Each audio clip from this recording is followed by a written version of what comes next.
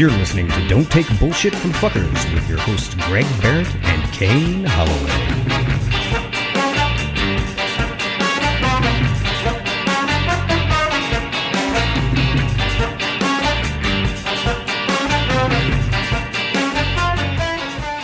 Welcome to Don't Take Bullshit from Fuckers. I'm one of the many hosts of this show, Kane Holloway. Yeah, it's not many. No. But your personality, Gregory, your personality is larger than life, my friend. And so you're like two, possibly three other hosts, you know? Sometimes we get Sweet Greg. Sometimes we get Sleepy Greg, Nasty Greg, Sexy Greg. Sure. Okay, I'll take that. Okay. And so welcome to the show, everyone. Producer Pat is here. He got a brand new motorcycle. He's feeling good. He's looking good. Everyone's feeling sharp. And from the Hello and Goodbye podcast, we have Jared Rodriguez. What's going on, man? Not too much. Happy to be here. I'm like, I do a podcast with my co-host Leanna, so I'm gonna have to like really bro up my energy for this like masculine podcast. Yeah, dog. No, you gotta bro it down. You gotta bro it down. Okay. But bring it all don't worry about down. broing it up. Yeah. Don't worry about that. Yeah, we may seem hard, you know. We may seem like we could fuck some people up, but really we're just soft little flowers. You know? Yeah, I mean, I was saying like you guys were talking about taking off tattoos with belt sanders and potato peelers last episode. So I was like, these guys are fucking metal. Like these guys are no joke. We did at one point say that we would tackle a guy in a parking lot and then beat him up for how he broke up with one of our listeners. So, you know, there's a little bit of that. Something just to see how far the apple falls from the tree. Last night at dinner, my youngest, who is 16, said, I bet that girl masturbates with a wood chipper.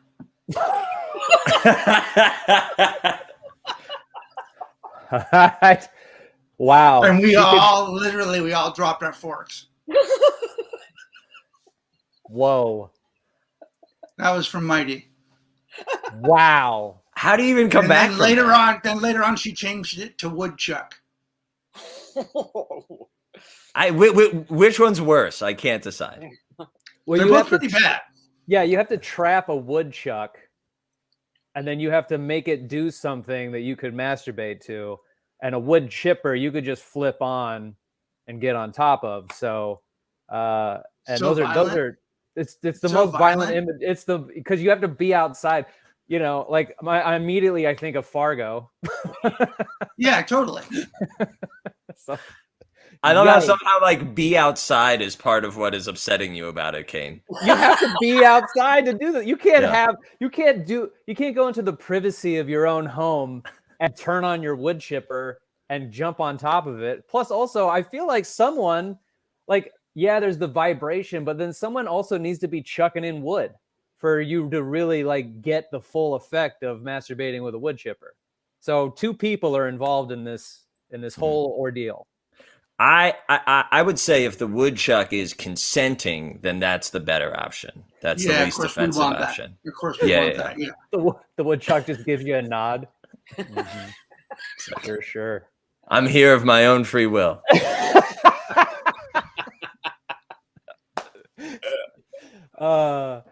What a great way to start the show. Mighty, of course, is very hilarious. I've met your children. Both of them are very, very, very funny and very sharp, and they both get that from Amira. So I'm really proud of them. For sure. For sure. Amira's filthy. Amira is straight up filthy. Amira, you know, I've never met someone so inviting. Like, she's very warm to me, but also has the demeanor that she does not suffer fools at all. So if you're in her good graces, it's a nice warm feeling. It's a nice warm blanket to be a part of. But if you're on Amira's bad side, it's I think it would be hard to come back from that. And I don't plan on ever getting into the dark side of Amira. Right on, dude. So anyway, yeah, if you guys haven't already, check out the Hello and Goodbye podcast, because both Greg and I have been on the show separately, and his co-host Leanna was a guest on the show a couple weeks ago. So we obviously enjoy you guys and what you do. So we encourage our listeners to go check out you guys' show. Absolutely. Yeah. I'm like really digging this like podcast polyamory swinging situation we have where we're just swapping partners and exploring every possible combination, you know? Hell yeah, bro. Hell yeah. And speaking of promotion, I want to make sure that we say it right here at the top of the show because I think it's very important. Our good friend Natasha Adamo has a book out for pre-sale. You can pre-buy it. It's called Win Your Breakup by Natasha Adamo. It's so good, edited by Greg.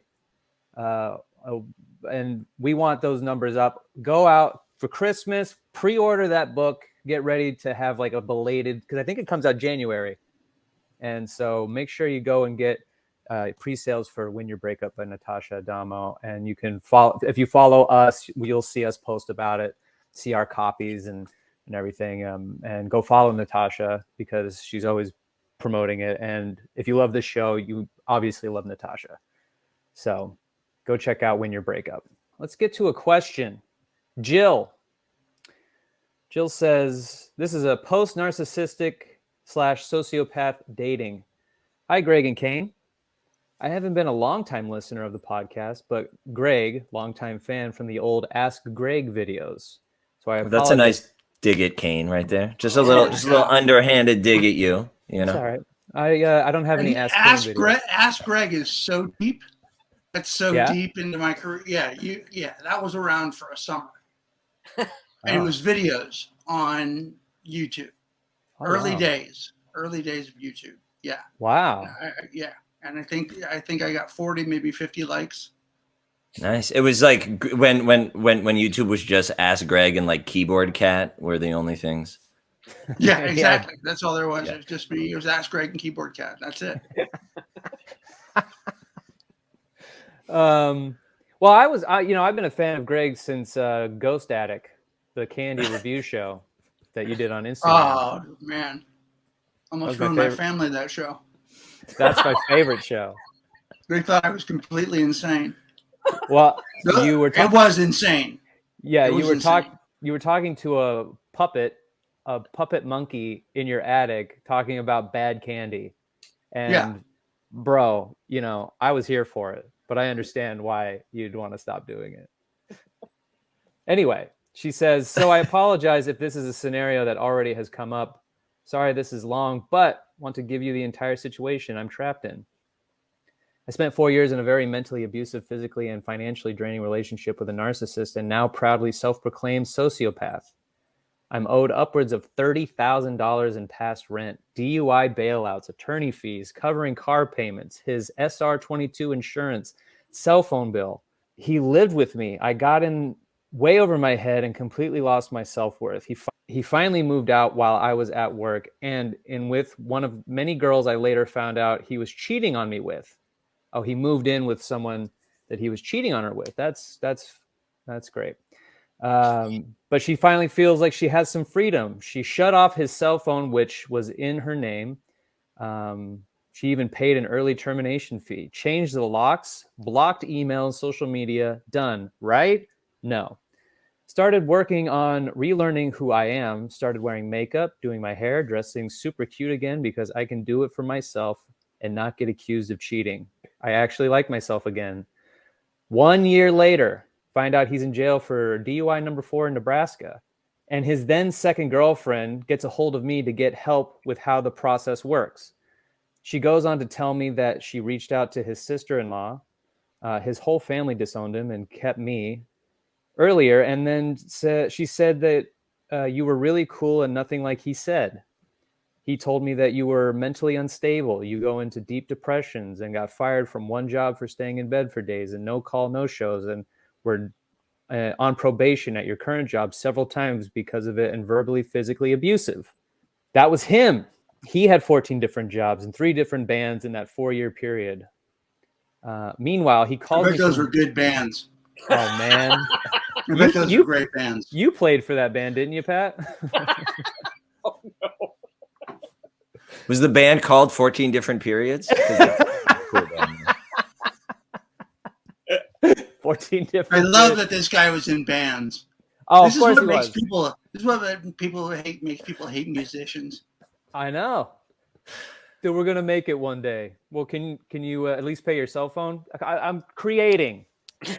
Give me a break. Meanwhile, he I called. want to hear about his bands. I wish you went off on his bands for a little bit. Dude, yeah. Jill, write back and tell us what his band is like, what kind of music he plays. God, it would be great if it was like folk music and it was fucking awful. God, it would be so great. Meanwhile, he calls me from jail and wants me to bail him out because girlfriend number 2 hadn't yet. I answered because I was livid and gave him an earful about his lies, told him to stay in jail and hung up. Again, done, right? No, because I told girlfriend number 2 not to bail him out, refused to myself, and he has gone on a rampage against me. He has continued to spread brutal lies about me to anyone that will listen. The stories change depending on who he's telling. I stopped going to live shows, which was my favorite thing to do on weekends, and he knew that, to avoid him and his minions, who he turned against me. It's unrelenting, and at this point, it's now almost 2 years later. He's on girlfriend number 5, and still, every week, almost I'm hearing about something hateful that's come from him about myself, which is easily verified as straight bullshit. But since he's a very charismatic and very convincing liar, people just believe him. And friends that I have supported their business and bands for over a decade ditched me for him. Fine, I don't need them anyway. My real friends that he hasn't turned have tried to set the record straight. But again, I filled their heads with my lies and are trying to turn people against him. Fuck my life. What do I do at this point? I can't block this, and nothing I can do other than maybe a cease and desist, which I was told was pretty much worthless. I can't keep letting him hinder my life, but I'm so over it. Any suggestions? How do I stop taking bullshit from this fucker, Jill? I'm gonna read that again. Yeah. We've got another 25 minutes. Go ahead and read it again. Yeah, that's the thing. Welcome to the podcast. We read the letter on the first one, and then you come back in a week and we answer it. So, can I jump in? Go right ahead. Yeah, please help yourself. My first thought was when Jill said I'm trapped, my like just at that sentence, my first thought was you're not trapped. But then as the letter went on, the only thing that seems to be keeping her trapped is that because she is part of a scene, like part of this music scene and kind of, which is people's social lives, right? Group of friends, like, things you all like to do together. So she's part of a scene, and it sounds like part of an industry, right? Like she's either like, it sounds like her job is caught up in that. And if neither of those things were true, she could cut all ties with this fucker and not spend a moment thinking about him for the rest of her life. Like, if the phone rings, just hang up, move on, keep it moving, whatever. And so I think that's where it's tricky is if her livelihood is tied to this sort of social group or this kind of music scene, and or if just her social life is tied to it. I think that's where the rub is. Yeah, I mean,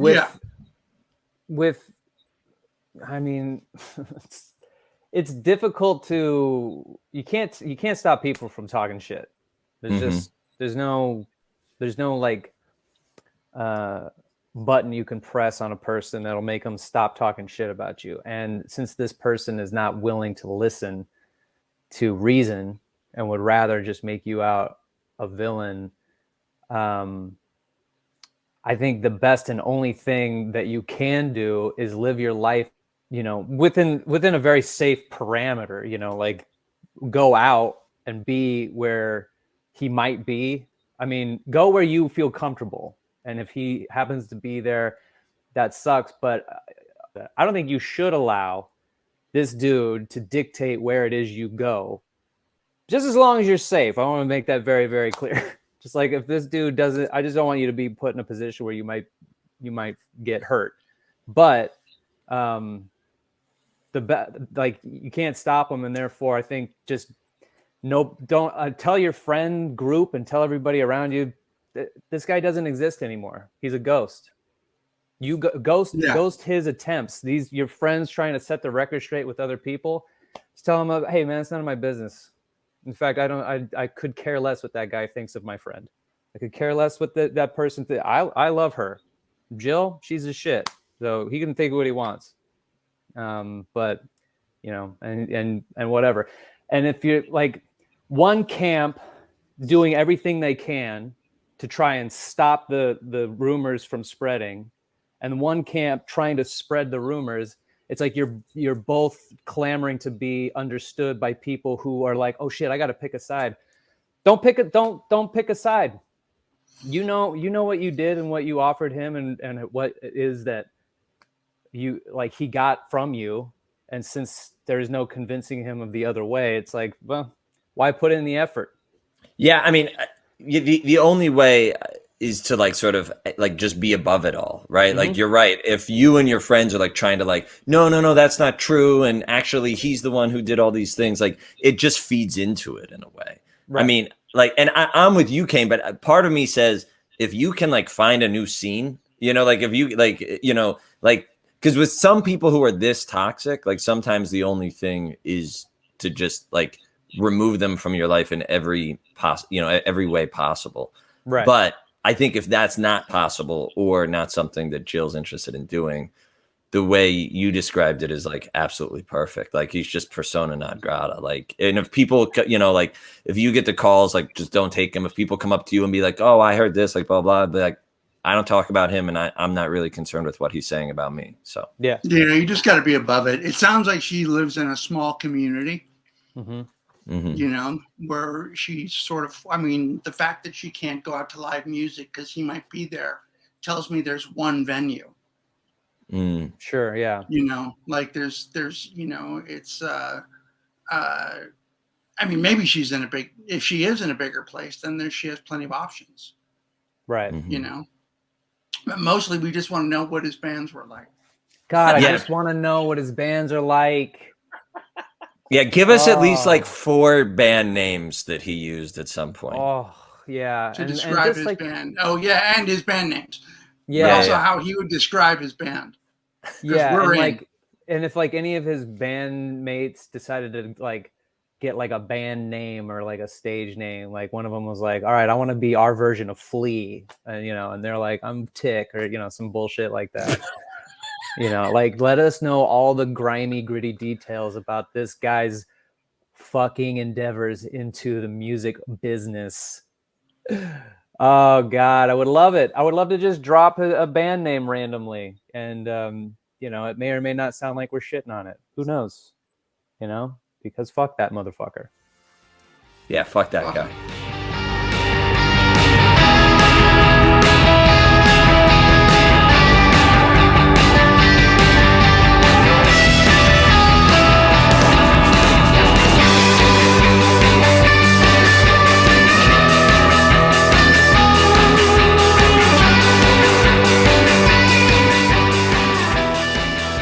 This is the theme song for What Does This Mean song. The theme song for What Does This Mean song. We'll read a self-help quote, and they're definitely not memes. Memes are something completely different than quotes. Quotes are supposed to help you through all the bullshit in your life. And memes are like that poster of that cat hanging from a tree. And it says, hang in there, baby, or Mondays, am I right? Mondays, am I right? So if you can think of a different title, then we'll probably change it. Welcome to What Does This Meme? This segment. I always welcome this segment. Yeah, you do. You welcome all the segments. I don't like we have. I could do it. You want me to do it? Welcome to What Does This Meme? No, but like, why am I welcoming them to a show they're already listening to? You're just bringing in the energy of the new segment. Yeah. It throws. You know what? Like, I like that we take breaks. Like, I like that our audience gets a break from segment to segment. But I'm not gonna lie to you. fucking throws me off, bro. I don't know how to swing into the next one. But this is where we try to inspire with quotes. You know, we try to boil down, you know, years of advice on what to do with your life into a couple sentences or a long paragraph that we make fun of, you know, and that's what this segment is all about. Jared, and people can send in their memes that they have that they like. And people do.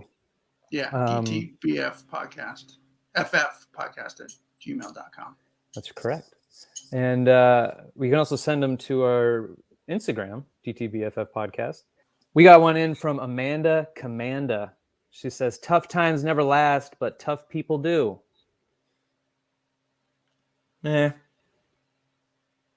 Somebody wrote that down. You guys know where the beach is?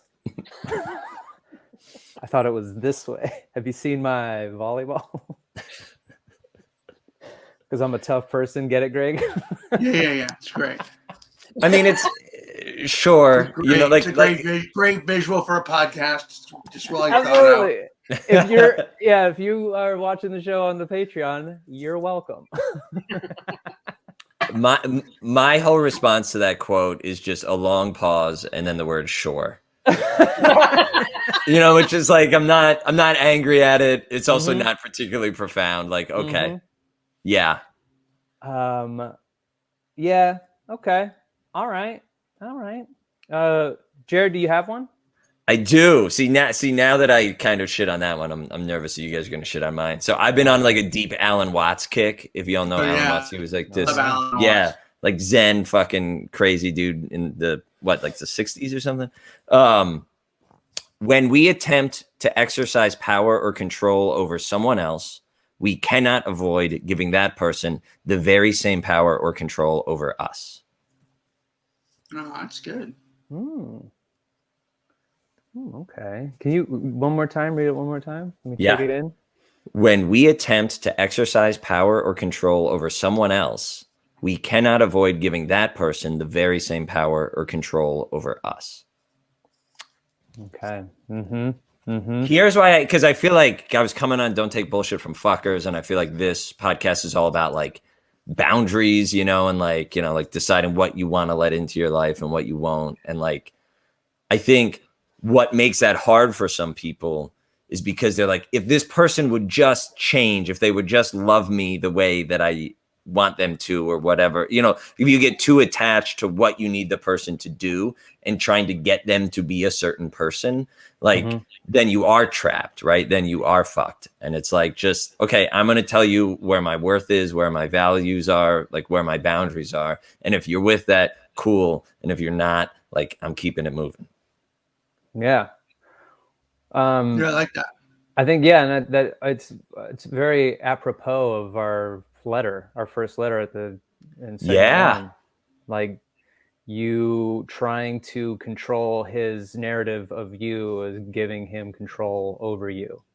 And when that should fall by the wayside. I think wow. Couldn't have been a better meme we should have started with it. God damn, look at that. Well done.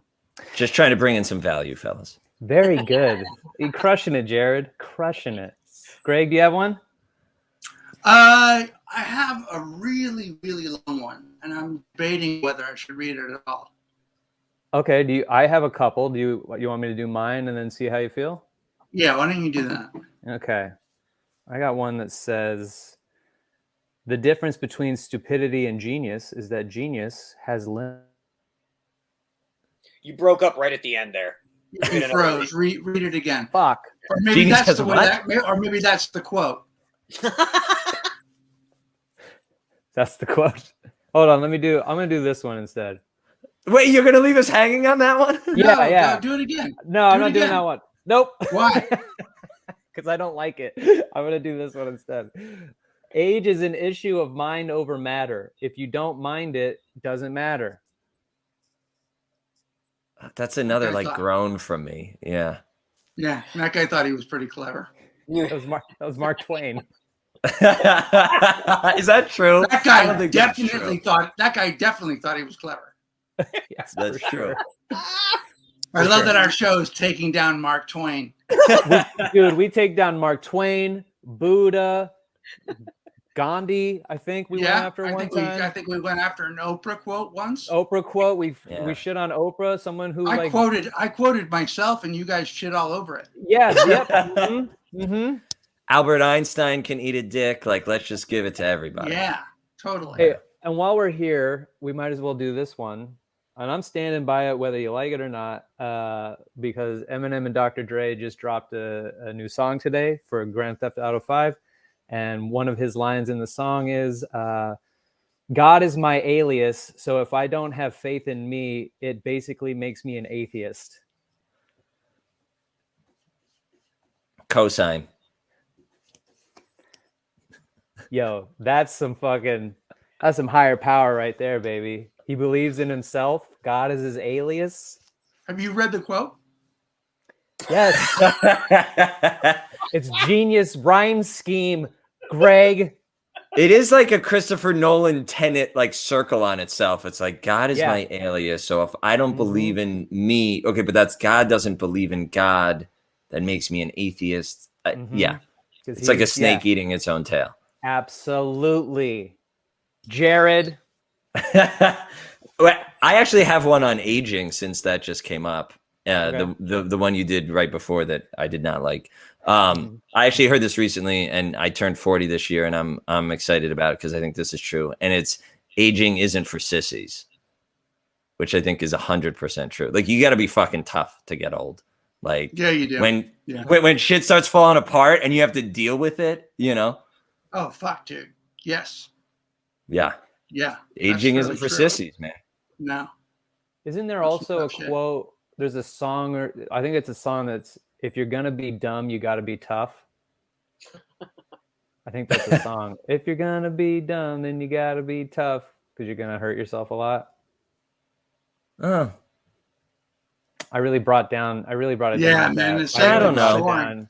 For a moment, the segment was really soaring. We had it. We were up here, and then but you know, you creamed it, man. Yeah, but you know what though? I'm tough, and in that dumb moment, your remarks don't hurt me. Jared was good for you. Jared put the shot up, and you just slapped it out of his hand. Yeah, I mean, we were on a roll, you know. The thing is, it was a free throw. You slapped it out of his hand, and he's on my team. You don't even, you don't even understand the game. I went up for a rebound when he was shooting a free throw from a foul. You know what? I'm sorry, Jared. Let's just cut that out of the show. Pat, let's cut this whole segment. No. Welcome to keep it in. The people have to know what horrible thing you just did to me. See, and this is Jared not taking bullshit from fuckers. Way to go, Jared. Don't take my right. shit. Don't take my shit.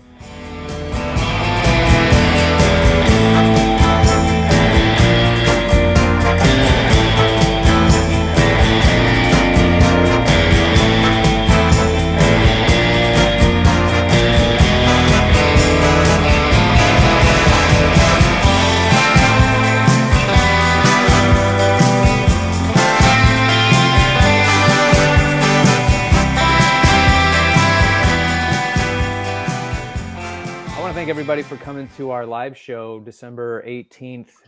Thank you guys so much for showing up. If you want to check that out, you can watch or listen to it on our Patreon and sign up for that bonus level where you get those bonus episodes and see what we did on the 18th right before Christmas. And speaking of Christmas, go to the RedBubble and go to our store. Get Always Be Blocking hoodies, Popsicle Pat pillows, mugs.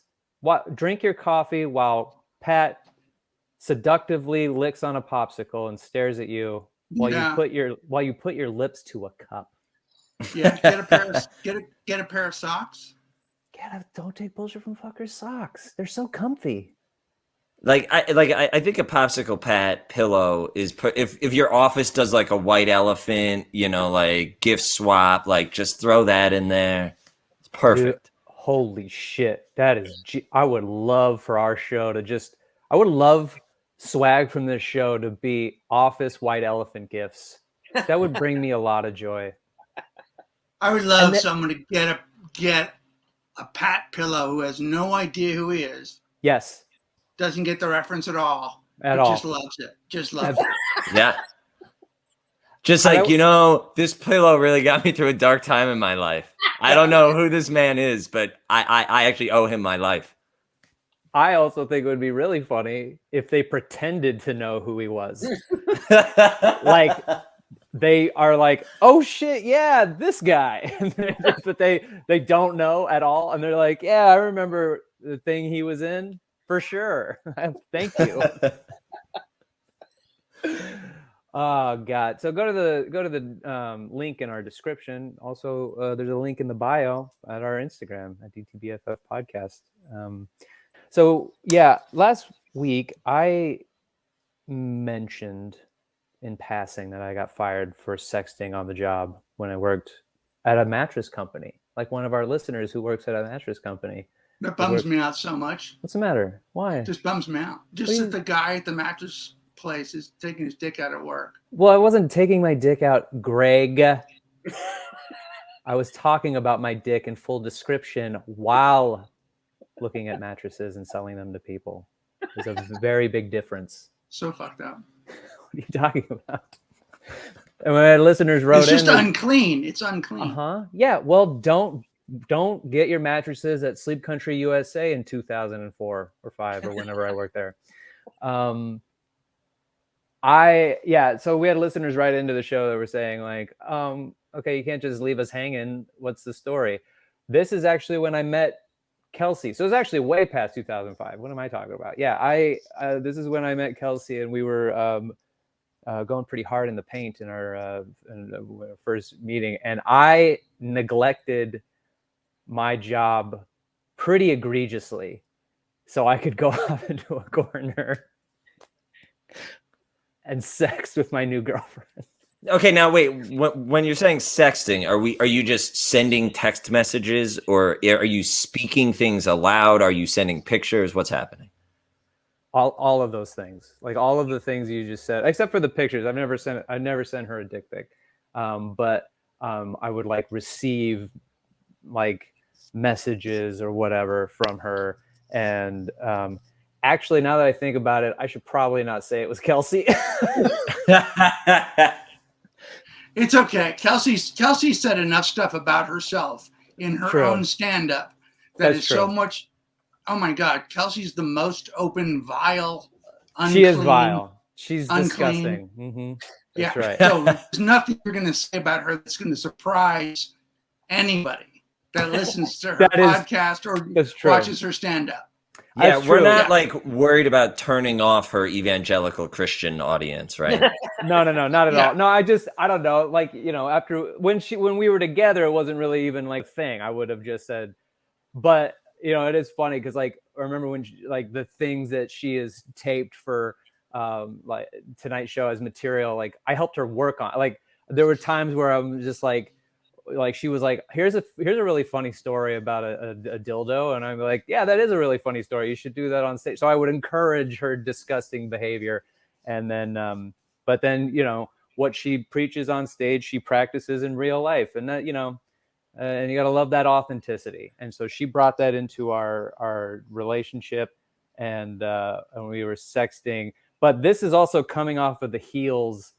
This moment is coming off of the heels of me getting drunk the night before, and I used to go into the warehouse and make air mattresses. Like I would blow up the big air mattresses and like put the foam and zip it up, and then I'd bag them up and then get them ready to be delivered.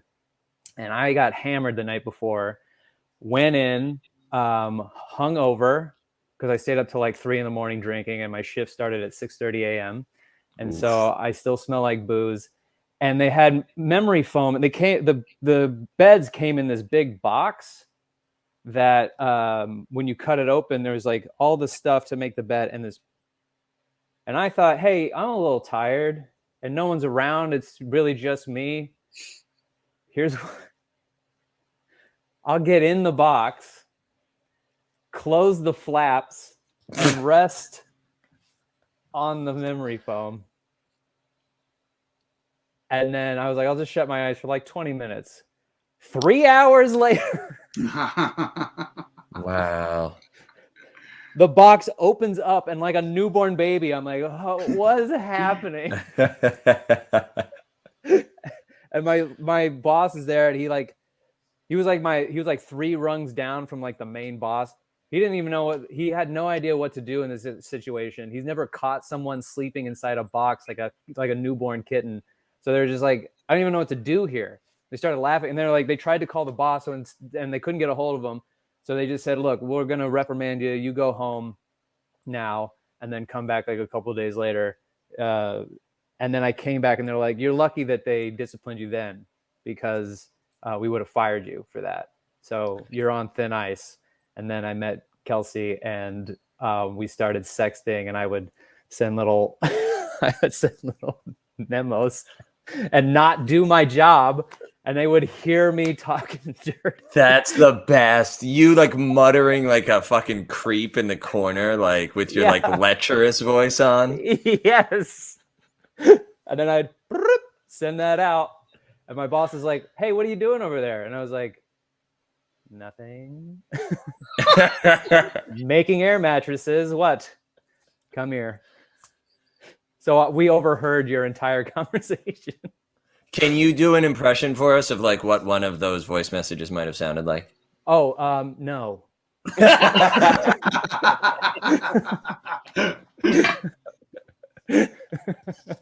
just to let you know, it's a little saucy. Anyway, then they brought me in, and they go, yeah, you're absolutely fired for sure.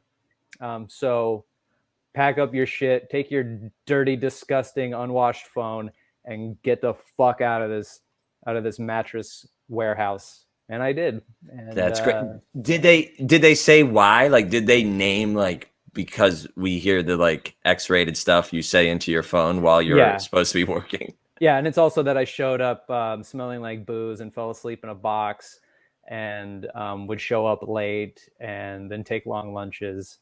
And then you asked to take the box home on that day when they like threw you out. They were like, get the fuck out. And you're like, I need somewhere to live. If I take the box? That was like the best sleep I've had in my life. Oh, it was so good. And I cut a hole in the box. When I worked at a clothing store, I would sleep in the shirts. Big massive boxes of shirts. I'd just climb right in. Yeah, hell yeah. Take a nap on the shirts. Mm-hmm. Why not? Nice. God, man, I hate normal retail jobs. I just like couldn't get into it, and I love to fuck it up. I really love to fuck up my paycheck. But I was also in my 20s, and so I thought the next thing was coming around the corner, and I didn't have to worry. So yeah, that's what happened. That's how I lost my job at the mattress warehouse. And the guy that DM'd the show about hitting on his in fact, you have the anonymous fella that emailed into the show about if he should hit on his customer or not when he sold her a bed. You have a fan base. I've been getting DMs from women saying like, hey, we're rooting for you, buddy. Their whole thing though is sort of the same thing that we said. It's like, if she comes back in or calls in specifically to talk to you, she wants you, bro. So even the ladies are saying, if that happens, shoot your shot. So it's out there just to give you a little encouragement, a little positivity, you know? All right, Reddit remix. Eric. My boyfriend eats tuna by candlelight. I like that's him. it. Please tell me that's the end. So open-ended.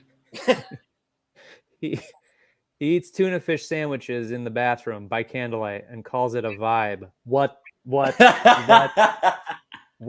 fuck? Ew. I was so down until it calls it a vibe. Well, like, eat your tuna fish, we can all agree, is a little gross. It smells gross. It looks gross. It feels good going in, but it's not the best looking or the best smelling lunch option. And then you eat it you decide to eat it in the bathroom. Yeah, But there's with got to a be other candle. places. With Yeah. a candle. But why the bathroom? Put the candle in the fucking dining room or the living room or the bedroom and eat it there. Like, why are we in the bathroom in addition to the candle? I love the way this guy's living. It is a vibe. For sure, it's a vibe, yo. This guy's like, I fill the bathtub with those like plastic balls, so it's like my own personal ball pit. I get in there, I light some candles, I eat the tuna fish. Fuck off. This is what I like to do with mine. I didn't find out about this until today, just now, when he got up and said he was going to make some tuna fish sandwiches for his bath, and asked, we're in the bath, and asked if I wanted. And said he was going to make them for his bath, and asked if I wanted to make some and join him. Wow. Apparently, this is a regular occurrence, and he's been doing it for years. Whenever he would take a bath or smoke a dab pen in the restroom before he moved out of his mom's. I'm not like this sentence is so funny. I'm not like upset. I guess I'm just posting here because it felt like a confession. I told him that if my food touches bathroom air or surfaces, I'd lose my shit. And we laughed about it. So it's not a deal breaker. But God, it's weird. LMAO. Wow. I'm so on this girl's page. I like, dude, when you go into a bar and there's those, you go to the urinal and then there's that little metal counter where you can set your drink. I'm like, who the fuck is bringing their goddamn drink in this shit-filled cave? Are you insane? Are you insane? I spit my gum out. This is absolutely true. I spit my gum out of my mouth. I could have just put it in there. And if I got to go in and piss in a public bathroom, I spit my gum right out. Even if it's my last piece, I don't give a fuck. I'm not having shit connect into my gum and then munch around in my goddamn mouth. Yuck. It's like when George took the book into the bathroom at the bookstore, and then they made him buy it. Yes. I have a friend who like years ago was dating this girl, I think, and she wanted to like have sex in the bathroom of this like dirty ass bar. And she kind of went in and scouted it out ahead of time and then like pulled him in. Right. And so then they like got down to business, and he said right afterwards, she sort of reaches behind her and just picks up a drink off of the back of the toilet and starts drinking it. And he like almost threw up. Exactly. Oh, I mean, it turns out it was hers. Like she had put it there when she had scouted it out beforehand, which makes it only slightly better, I think. But yeah, it would have been so balls though if it was just already there. Oh yeah. If she didn't say anything, she was just that tough. Yeah, dude. She just downs that shit, stares at him. What? Wipes her chin. Yeah. Okay, so I will say about this guy, 2-person tuna bath, it was way grosser than a 1-person tuna bath. but a 1-person tuna bath also. So I will say I'm with you, Kane. I have on occasion when I had an apartment that had a really nice bathtub set up, especially if I had like a cold or something, I go take a really fucking hot bath. And the closest I've gotten to this, I have brought a cup of tea into, set it on the ledge of the bath when no sort of, urinating fecal stuff was happening. Sure. But eating, and especially tuna, I don't know if I don't know if I can get there. When I drank, I would bring a beer in the shower. Yeah. Great. Get it. I totally get that. Yeah. I understand that. Yeah. I don't feel like the liquid, I mean, I'm not a scientist, but I don't feel like the liquid in the can is going to attract so much of the shit particles. Plus you're getting drunk and it's alcohol. That's a whole other thing. I totally support that if you're an alcoholic and this is how you're coping with your life. I mean, I don't support you drinking your life away. You know what I mean? If this is your choice, I support it. But a tuna sandwich, especially if you put stuff in your tuna, like mayo and mustard, maybe some avocado, things that are sticky, things that if shit landed on it. It's now a part of the sandwich. It's a part of the sandwich. You're eating shit. And by candlelight, bro, what happened to you, dog? What happened to you? Well, also like a mayo slathered chunk of tuna is going to fall out of the sandwich into your bath water. And now what? It happens every sandwich.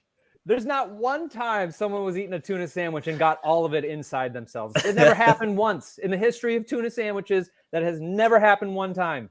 So, yeah, it's super weird. Yeah, this guy's playing a dangerous game. I would tell him to aggressively brush his teeth after the fact. Like if I was dating this fella, you know, I'd be like, look, you can't kiss me until you wash whatever the fuck you did in there out. then we I like that he likes to be warm and wet before he eats a tuna. Does he want to be a shark or something? Like, does he want to pretend that he's another fish that eats tuna? Yeah, he's like slithering around in the bath, like wiggling around like a fish.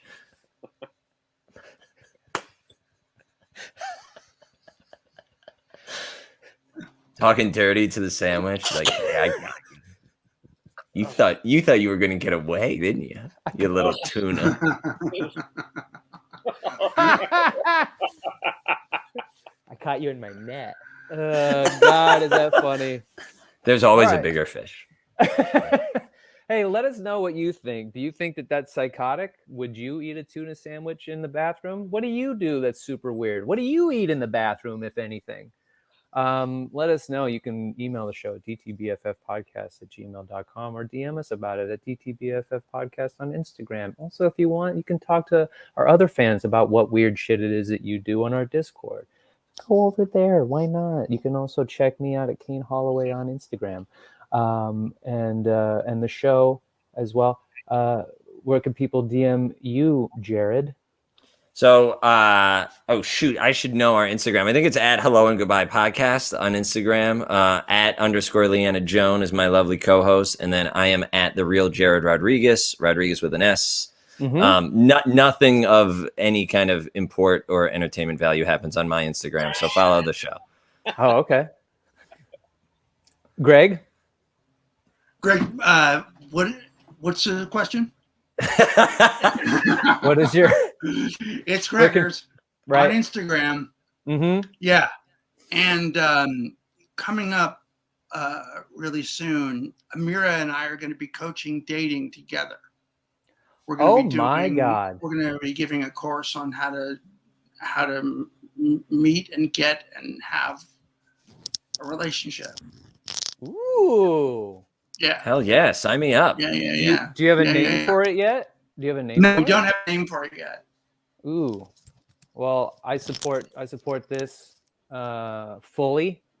And so yes, go get marriage and relationship dating advice from Gregors at It's Gregors. Also, we can go to gregorybarrett.com for more information about that. Follow Patrick. Yeah. Sign up over there, get a free meditation, and get on my mailing list. Mm-hmm. You can follow Pat. DTBFF producer Pat on Instagram. And support the show by going to Patreon, patreon.com/DTBFF podcast.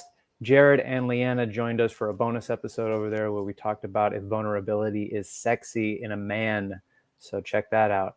And also you can call in the show. What's that phone number, Pat? That number is 323-379-5544.